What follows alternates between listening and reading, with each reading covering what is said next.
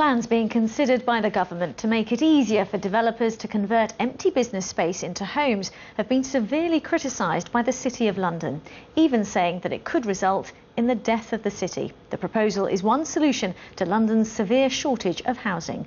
Well, let's get more on this from Sonia Jessup, who's overlooking the city now. Sonia.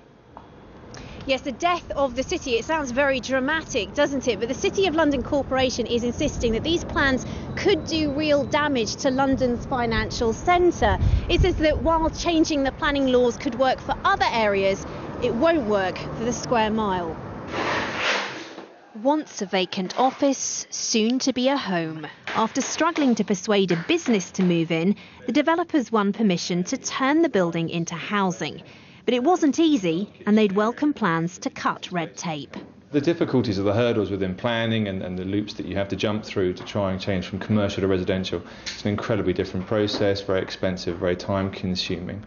This would help us release a lot of vacant space that's currently unused and provide more homing within London. Under the government's proposals, developers would no longer need permission to change the use of the building from commercial to residential.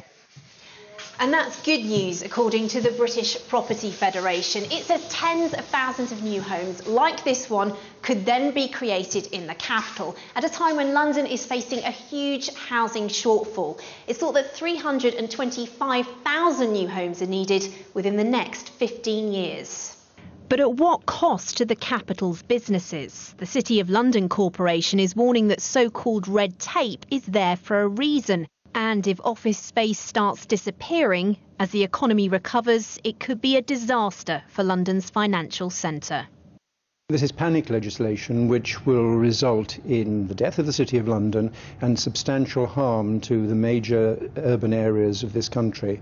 No point having new homes for people with no jobs. The government says that's an exaggeration. It argues that local councils will be able to judge for themselves whether it's right to allow offices to be converted.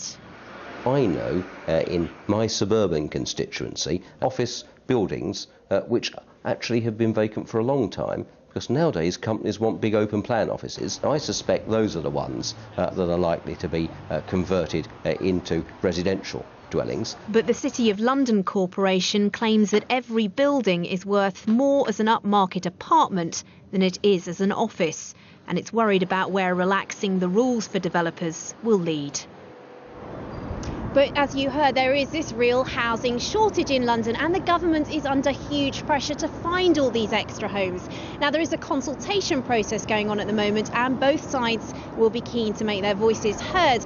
But the balance between finding extra homes for Londoners whilst at the same time protecting London's businesses could be a difficult one. Riz. Sonia, thank you.